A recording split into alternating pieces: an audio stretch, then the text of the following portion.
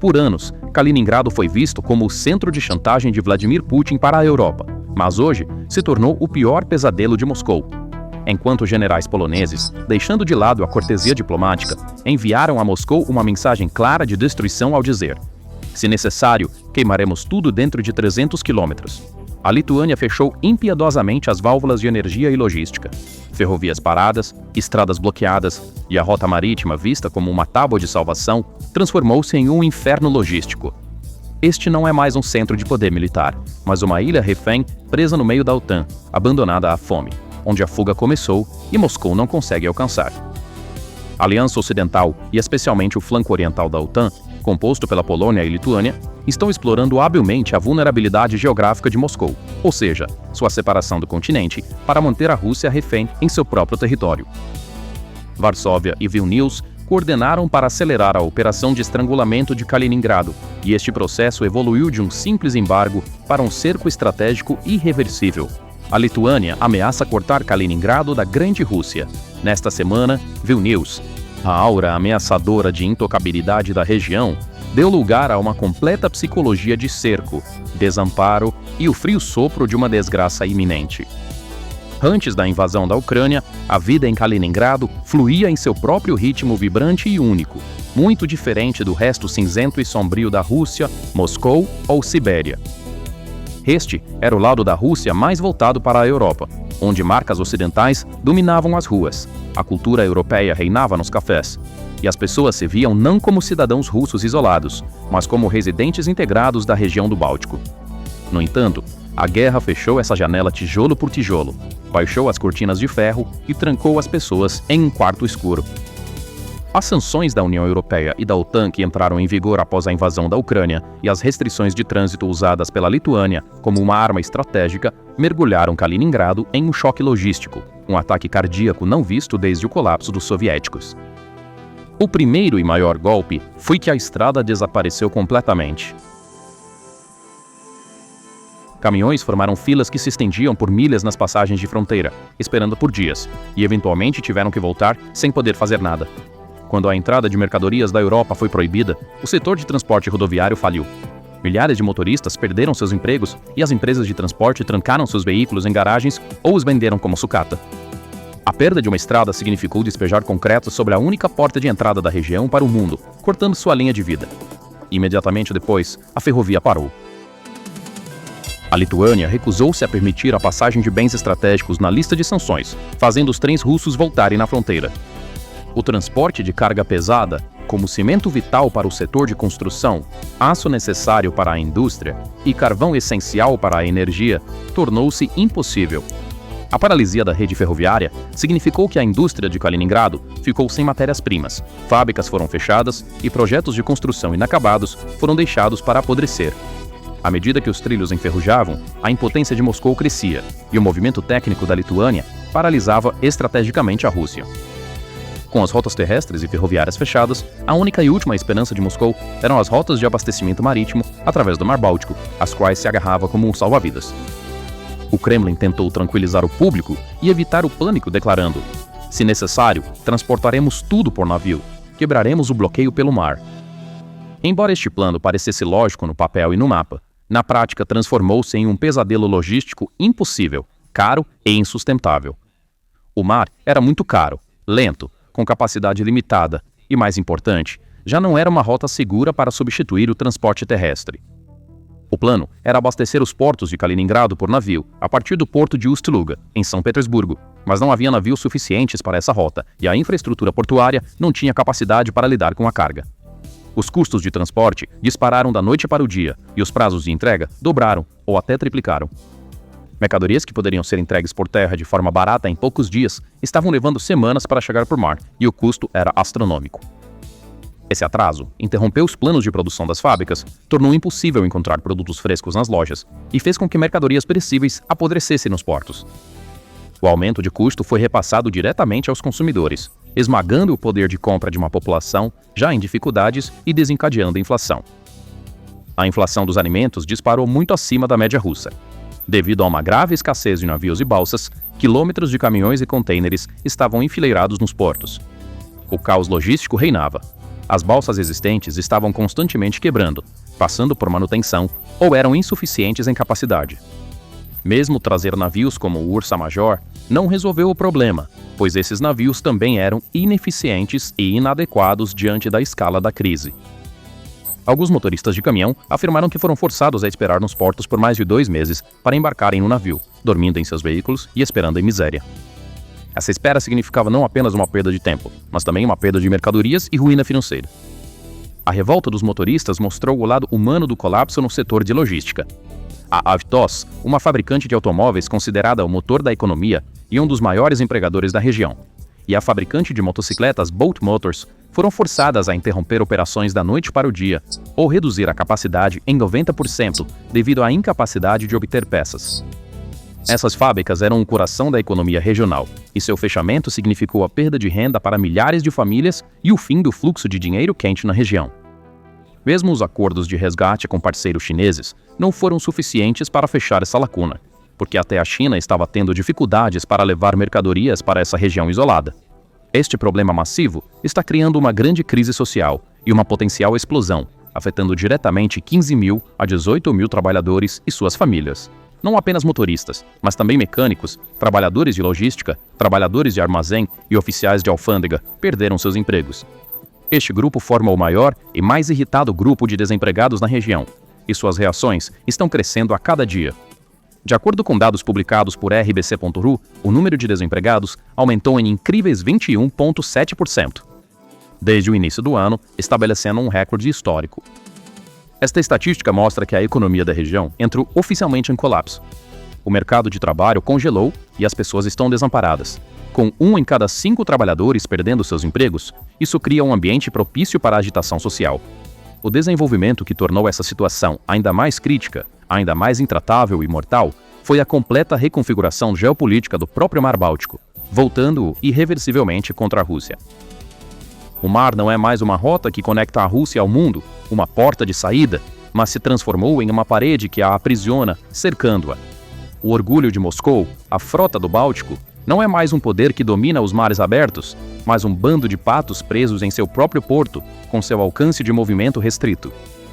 Com a Finlândia e a Suécia juntando-se à OTAN, o Mar Báltico tornou-se efetivamente um lago da OTAN, e a profundidade estratégica e o espaço de manobra da Rússia foram completamente eliminados. A OTAN agora controla completamente o norte e o sul do mar, suas entradas e saídas. Cada ponto, desde a ilha de Gotland até os estreitos dinamarqueses, está sob vigilância da OTAN. Esta situação significa que a rota marítima para Kaliningrado também está à mercê da OTAN, ou seja, pode ser cortada, minada ou bloqueada a qualquer momento. Os navios russos são forçados a passar por um corredor da OTAN sob a mira dos canhões inimigos. Kaliningrado tornou-se agora estruturalmente indefensável, um posto militar isolado cercado por todos os lados, norte, sul, leste e mar, por membros da OTAN. A geografia se voltou implacavelmente contra a Rússia. A região deixou de ser uma cabeça de ponte e tornou-se um bolsão indefensável, uma zona de morte. Especialistas militares estão debatendo não quanto tempo a região pode resistir quando isolada, mas quantos dias levará até se render. A Lituânia declarou clara e repetidamente, sem hesitação, a possibilidade de interromper completamente o trânsito por Kaliningrado com base na garantia de sua segurança nacional. Esta ameaça tornou-se a carta mais forte e dissuasora da OTAN contra a antiga chantagem do corredor de Suwałki por Moscou. Vilnius transmitiu claramente a mensagem a Moscou: se nos ameaçar, cortaremos sua linha de vida e deixaremos sua fortaleza exposta. Esta ameaça de proibição de trânsito, combinada com ameaças de destruição militar da Polônia, significa que até mesmo a rota marítima poderia ser imediatamente fechada. A OTAN poderia minar ou bloquear completamente os portos de Kaliningrado em uma crise. A capacidade da Rússia de responder de forma convencional é extremamente limitada, pois sua marinha está presa no Báltico. O exército alemão não permaneceu inativo neste plano de cerco, e, em uma ironia histórica, começou a enviar soldados e equipamentos pesados para áreas próximas à fronteira de Kaliningrado, como parte da Operação Escudo Oriental da Polônia. O redesdobramento de Panzers e tanques Leopard alemães para o leste, perto da fronteira russa, foi uma movimentação estratégica permanente que reviveu a memória histórica, mas desta vez sob a proteção da OTAN. Berlim agora vê Kaliningrado não como um parceiro, mas como uma ameaça direta, e está tomando medidas de acordo. O fato de que soldados alemães irão cavar trincheiras, colocar arame farpado e erguer barreiras antitanque nesta região é uma prova concreta e indiscutível de que a área é uma zona de guerra potencial e ativa. Esses preparativos indicam que a OTAN está esperando um possível ataque russo ou está se preparando para isolar completamente Kaliningrado. A fronteira está se transformando em uma linha Maginot moderna e impenetrável. Os planejadores militares russos estão bem cientes dessa realidade e não podem negá-la a portas fechadas.